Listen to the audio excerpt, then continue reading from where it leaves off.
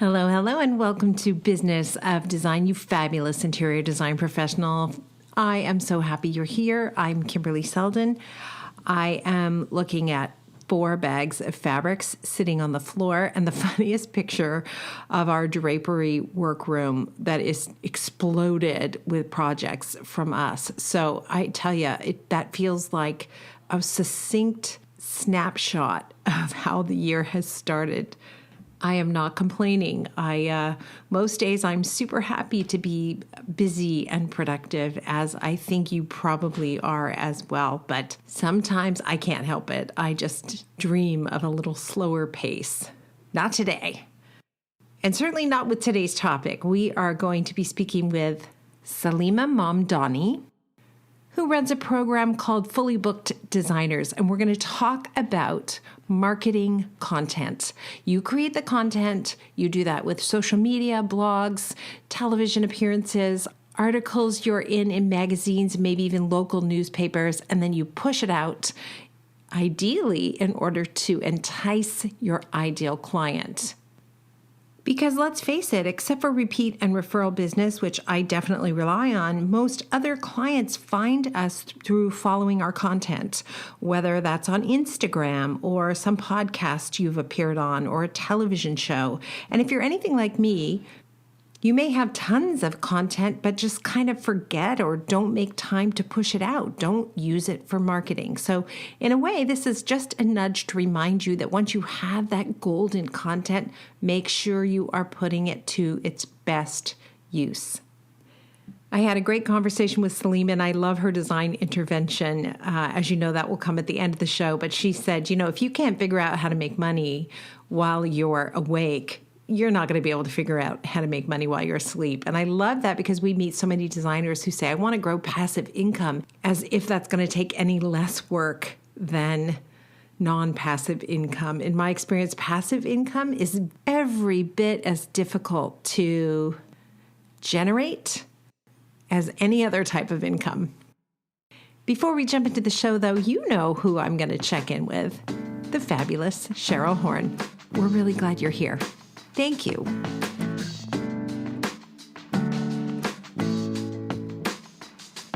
Cheryl, how are you?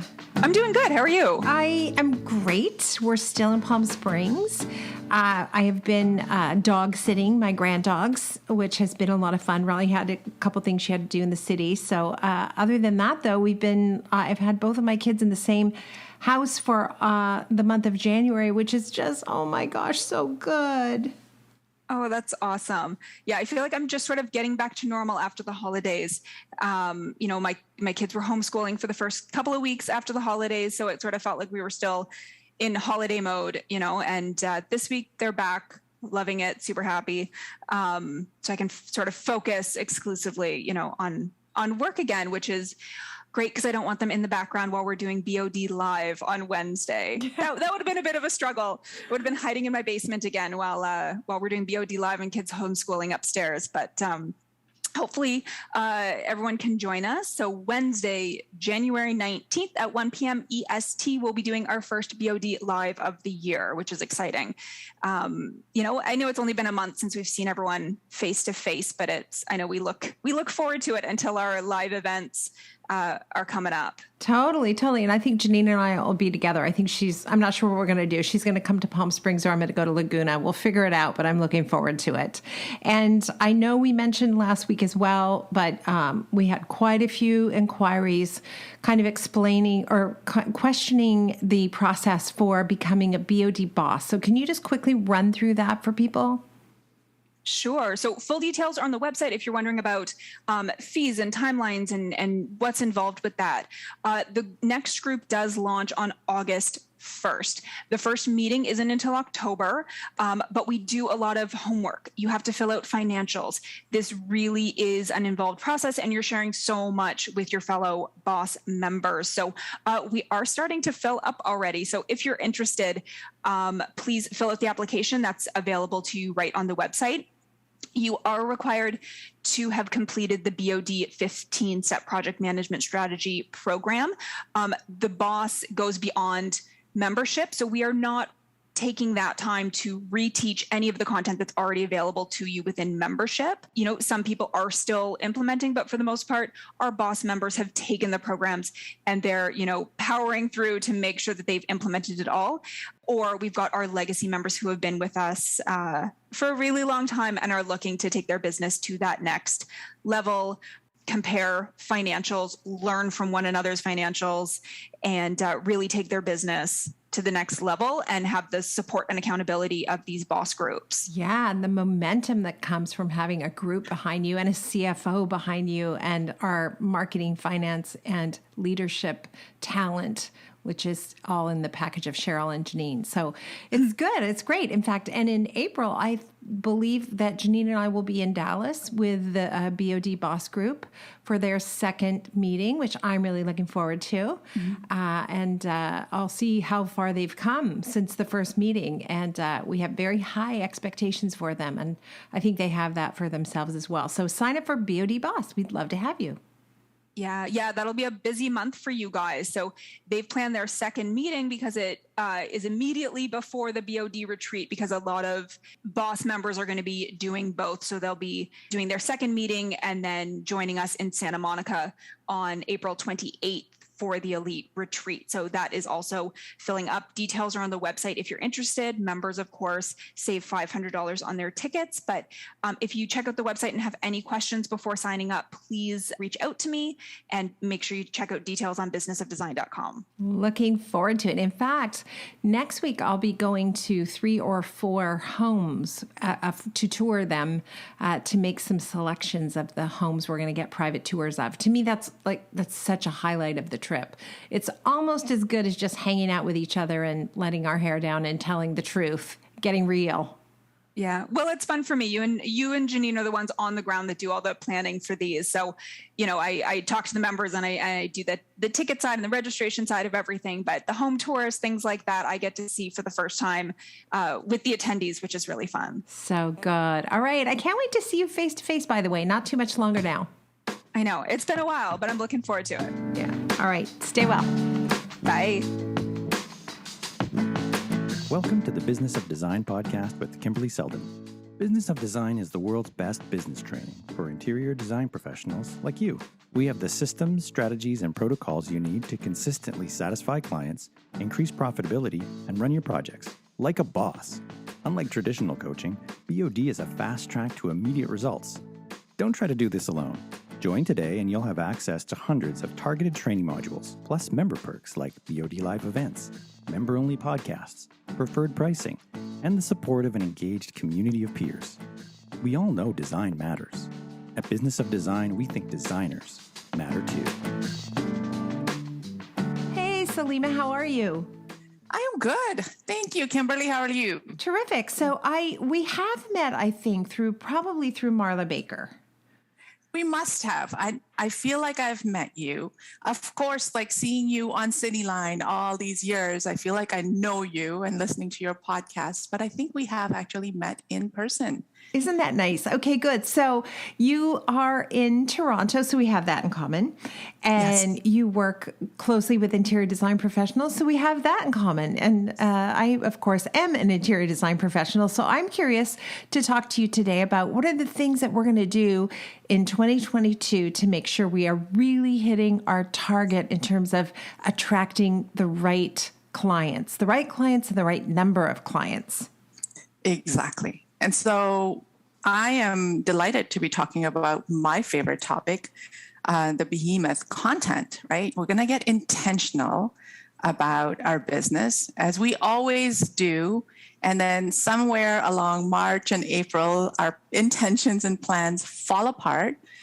So today, I think we're going to be talking about how to actually create a plan and stick to it. A plan for content, like, an editorial calendar, we used to call it in the magazine world.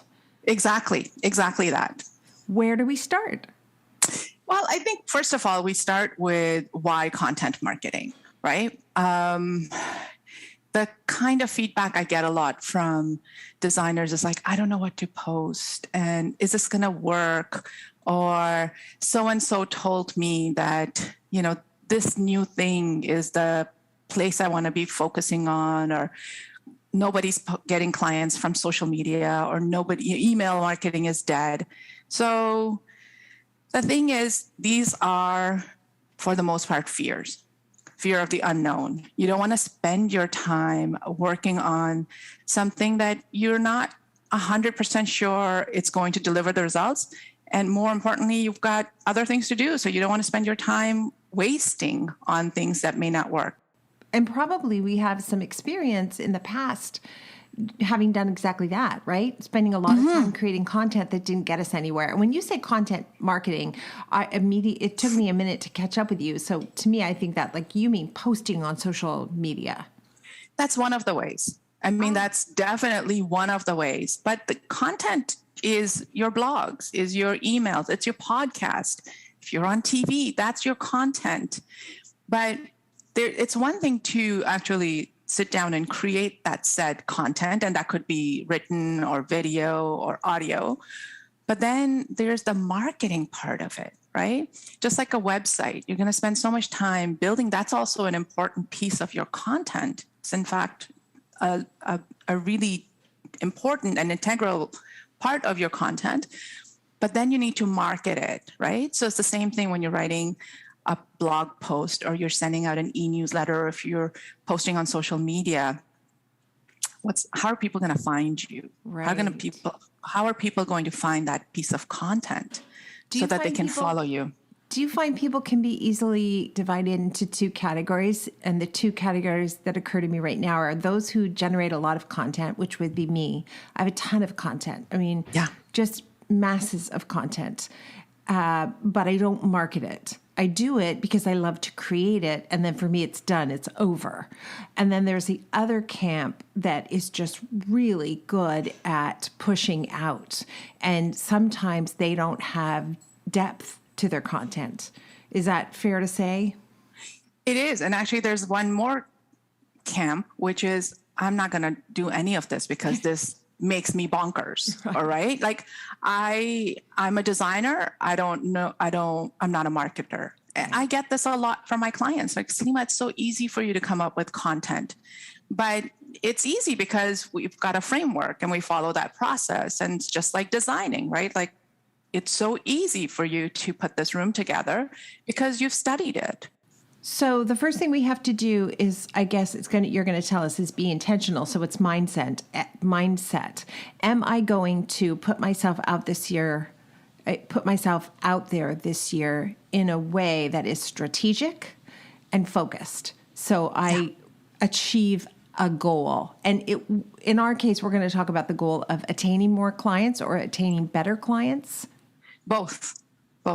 So marketing is a numbers game, right? The more leads you get, the more discovery calls, or the right fit calls, whatever you call them, you will get. The more right fit calls you get, the more consultations you're going to book. The more consultations you book, the more clients you get.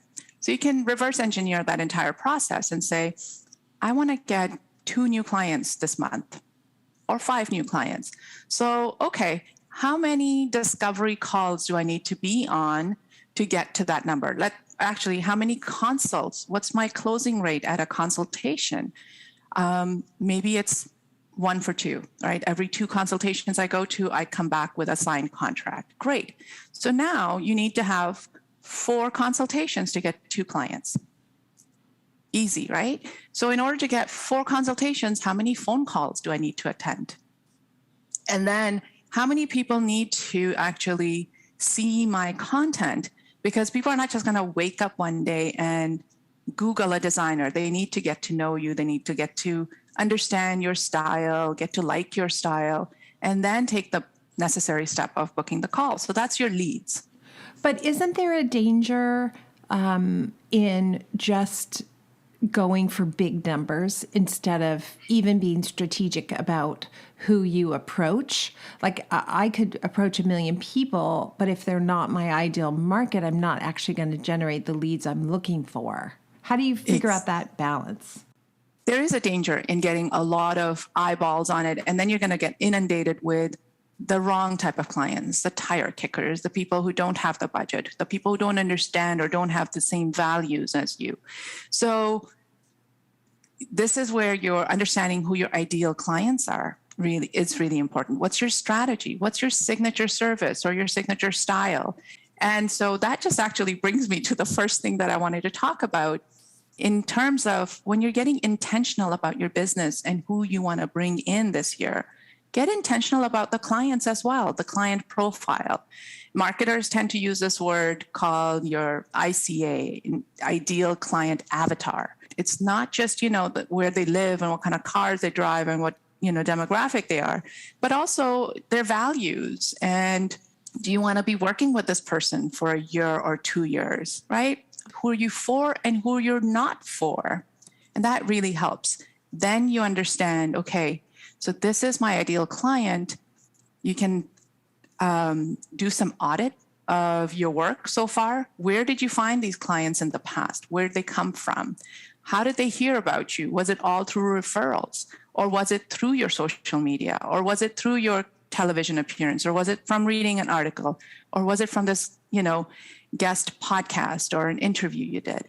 It's funny because two of the guests in the new year back to back have mentioned that in order to propel yourself forward, you need to stop and do an audit and take a look back. And there are a couple things you said, for example, obtaining your ideal client, figuring out who your ideal client is. That's in the wheelhouse of Business of Design. We help with that. So let's assume, for the sake of this conversation, that the listeners do know who their ideal client is and they're ready to rock and roll in terms of generating that editorial calendar you talked about. Yeah. So then the next thing you also want to talk about or want to understand is, what is your client's journey? Interior design project, no matter what the scale is, people don't generally kind of wake up one day and go, see you online or somewhere and go, oh, I need to hire her today. It's a long process, right? May take a couple of weeks, may take a couple of months for someone, and sometimes a couple of years. That's what happened to us. We just recently, I want to say we completed our bathroom renovation, but you know how things are right now. It's not complete. It took us years to even start that project, right? So people need some time to think about it. And so as a business owner, you need to find out, how does the client first become aware of you? Where did they first hear about you?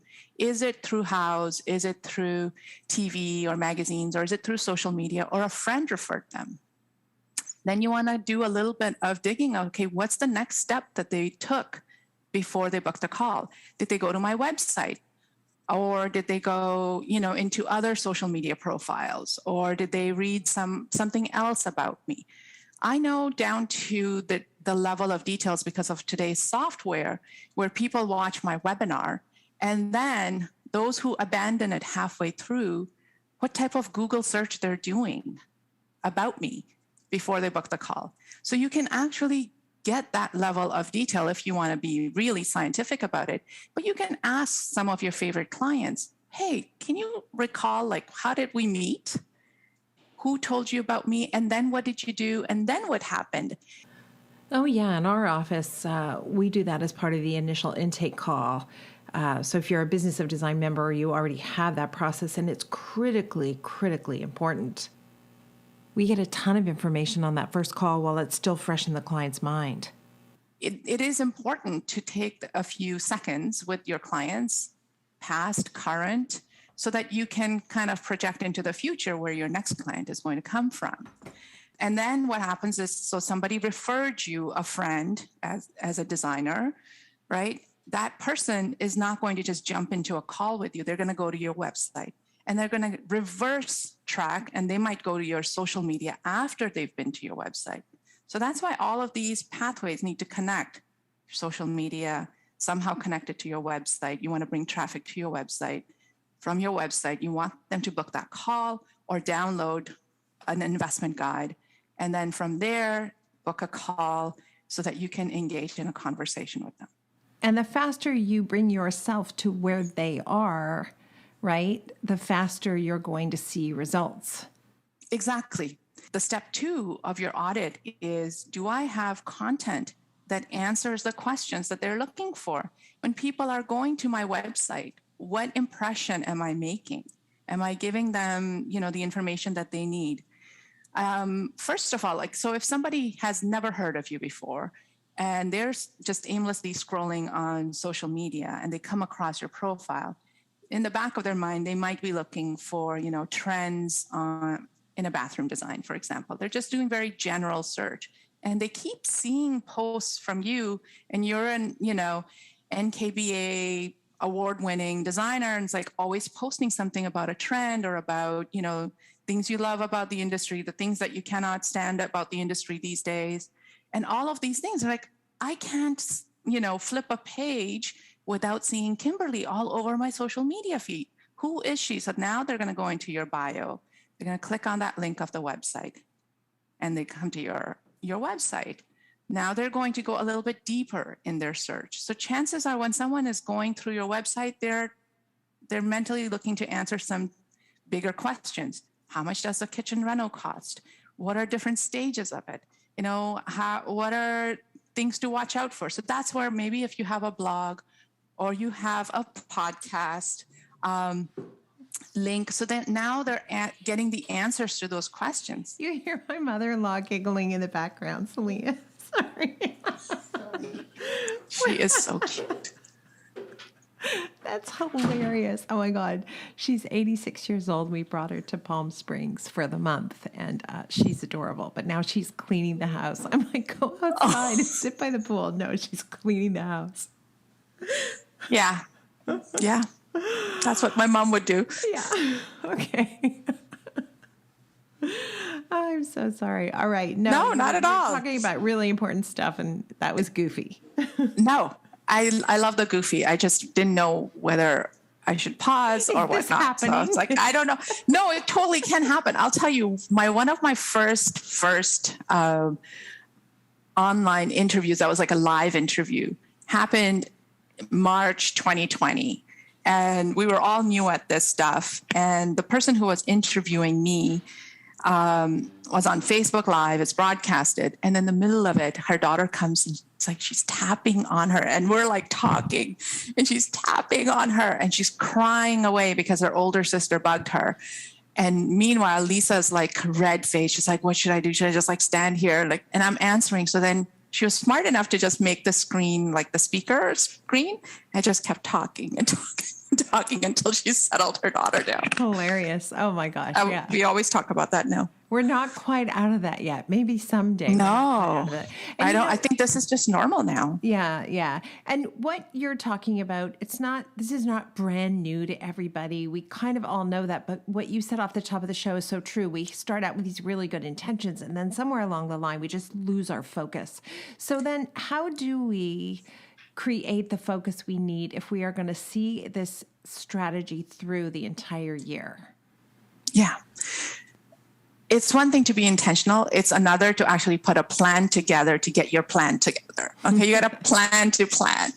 And so you can gamify this, right? You can make this into like, okay, this is my goal for every month. I'm not trying to like climb this mountain of having the most perfect, edited, everything sings from my social media thing. I just am going to get intentional, and I'm going to post content 3 times a week, 5 times a week, 7 times a week. I'm going to do an audit of my website and make sure that the types of questions my clients are looking for are answered there, and that I actually project the same image as I do in my work. My website reflects that. So you're just creating small, bite-sized goals that when you complete that, you give yourself a little pat on the back. You give yourself like a high five and go, okay, I did that. And next, and next. So that's where the results come in. That's where the distinctions come in. And then you can go and conquer the climb at, the big Everest of content marketing, if you so please. There's a planner that I'm happy to share with your audience as well, that they can start working with. Oh, and thank you for that, by the way. It's a quarterly marketing and content planner, and you can get that for free. Thank you, Salimah, at businessofdesign.com, as well as more information about Salimah and how she works with clients to help motivate them to achieve better results with content marketing. And do you also, I know you mentioned when people post, 2 times a week, 3 times a week, 5 times a week, or 7 times a week, isn't there one number that makes more sense than the others? Like 7 days a week, I can't imagine relevant, concise, detailed content 7 days a week for the rest of my life. That would be a huge time burden. It's actually not. And I'm going to walk you through that formula. I do recommend, and I recommend this primarily because of the results our clients are getting inside the program. Like, we started to see huge upticks. If you go back to some interviews that I've done, like maybe 3-4 years ago, I was like, I don't know anybody who's finding clients on Instagram. And in the last couple of years, Instagram is delivering leads upon leads upon leads to our clients who are using this content development process. So, and I think this is also covered in the planner that we have provided to your listeners.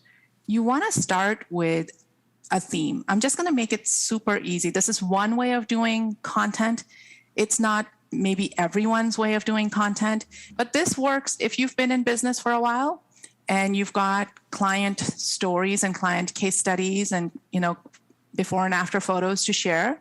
And it also works if you're just starting out, because it really gets you focused on the task of creating content for that month. So what I recommend is, just like in magazines and, in even in TV production, they have editorial meetings, right? What are we going to talk about in this edition of? And there's usually a theme. So use that same skill. Ideate, create a theme for this month. So this month in our program, we're talking about, it's January. It's a lot of resolutions and people want to get into fitness.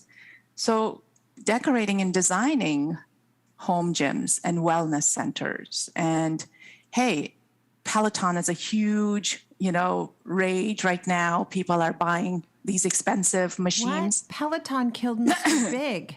This is crazy. Right? There you go. Insane way to start the year. How did that happen?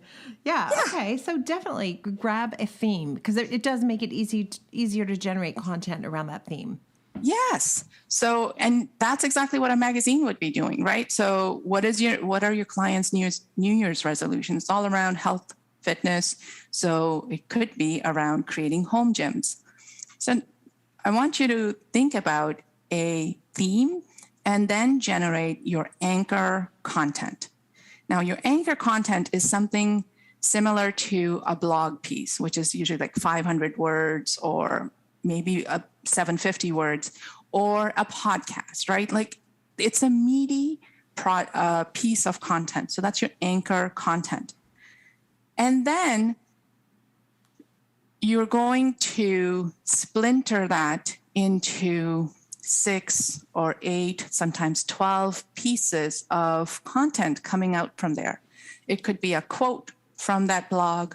It could be a statistic about, 94% of people don't keep their resolution of fitness. Well, let us, and then the caption is, let us help you design a beautiful room for that Peloton so you can keep your resolution.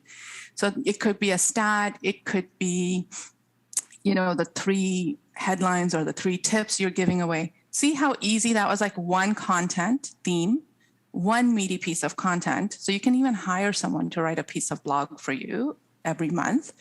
You can turn that blog into a full-on video. You can turn it into a lead magnet or a PDF that you send out to your email list. So you're recycling that same piece of content, and then you're splintering it into small pieces and posting it on your social media. I like that. I like that a lot. And I think of all the spaces that I ignore in the projects we do. I've never once done a home gym, but we've got one coming up. So maybe I will photograph that. There you go. And so you could even have things like if you're showcasing a past client success story, a project, you can also put that whole theme around. Now that you've completed this home gym, you can use it as a focused content. And one of the pieces of content you're going to share is that amazing testimony that you got, the feedback, right? This is what our client's reaction was. And, stay tuned to see if they lost 50 pounds as they hoped to. So have fun with it. So now, one theme, one anchor project, 6 or 12 different pieces of content. That's, half of your month done. You can also use the same piece of content that you splintered it, but then you repurpose it. So let's say it was a written post with 3 tips. Now you can turn that into a video or a reel, and it just looks different. And you're going to show it 2 weeks later, but the same, quote unquote content is there. Yeah. So then this whole content generating beast doesn't sound so beastly. And at the end of all of these posts, your goal is to elicit some sort of an action from your reader, from your viewer. So go to my website to learn more. Go to my website to download the full guide. Go to my website to see this entire project come to life. Or DM me for more information, or book a call for more information. That makes a lot of sense to me. So it sounds like we have to decide, are we in this game or are we not in this game, first of all, because there's kind of no halfway point. I'm like a halfway point person, which means I'm not really in the social media game at all. So either you're in or you're out. If you're in, it's worth being clear and intentional and having a strategy. Exactly. So let's say if you're a designer and you happen to show up on City Line every Thursday, surprise, surprise, and you share that episode. And so now you can offer the source guide for this beautiful outdoor room that you did in exchange for an email. So you're collecting an email list. People who are going to raise their hands to get this source guide are most likely interested in getting their backyard done, right? Right. If I'm thinking about a bedroom makeover, I'm not going to download a source guide for outdoor furniture. Right. So that's how you put that whole strategy behind it.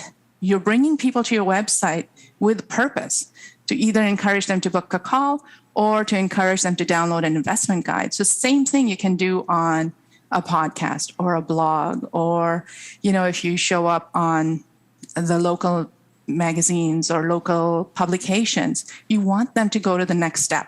You want to give your marketing legs also, take advantage of it, and then make sure you do the ask.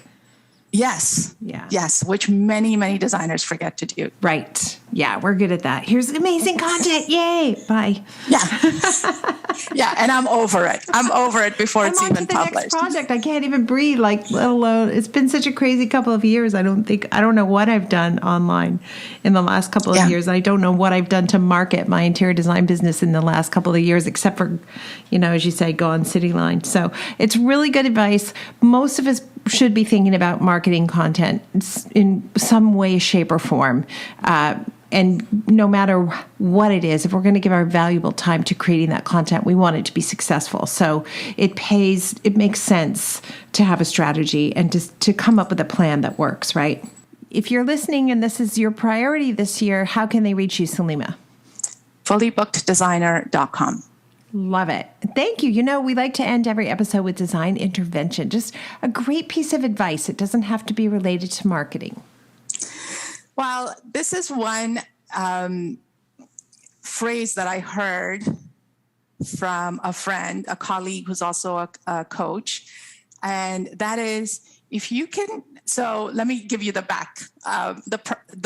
background a little bit. There's a lot of noise and there's a lot of desire to have passive income from people. Like, I don't know if you hear that from... Yes. Hello.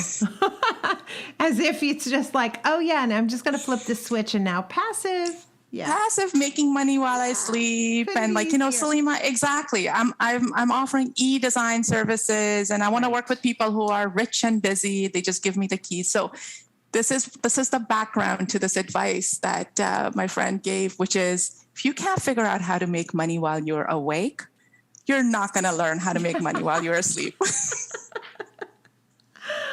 Oh my God. Right? So good. That is Right. so true. Yeah, there's no magic shortcut. There's no magic hack here, bullet. folks. There is no free lunch. I mean, we all have to get really strategic about how we want to work. And there isn't. I mean, if there was a shortcut, I'm sure some of us would have figured it out and shut down the doors for the rest of them to come in, but there isn't. So even in a very passive marketing campaign, there's a lot of steps that go into it. So you just have to get, clear on how do you want to be making money. Mm-hmm. And to me, I've been in business now since 2008. Great timing to start a biz. Wow. Yes. I learned the hard way of how to make money while I was wide awake. And to me, business is an active sport. It's not a spectator sport, right? You can't just hire a team and they're just going to make you money.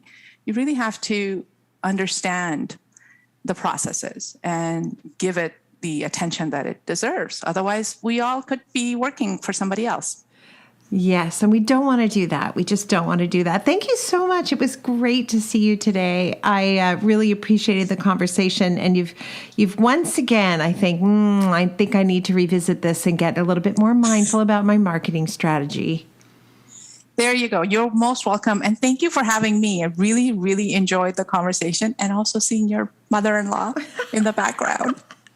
If I'm very quiet, the whole house will be cleaned before we're done. Oh, get her to the pool. Get her to the pool. It's so cold here. I am envious that you can actually sit beside a pool. See outside behind me? I don't know if you can see outside. Stop. No, just move back and block that view. Okay, there we go. I don't even want to think about it. Well, that's okay. Spring is coming. It's a couple months away, and then, life will be good. Thank you for being part of the Business of Design community and supporting BOD's mission to improve the industry one design business at a time. It's time for you to take the next step and join Business of Design.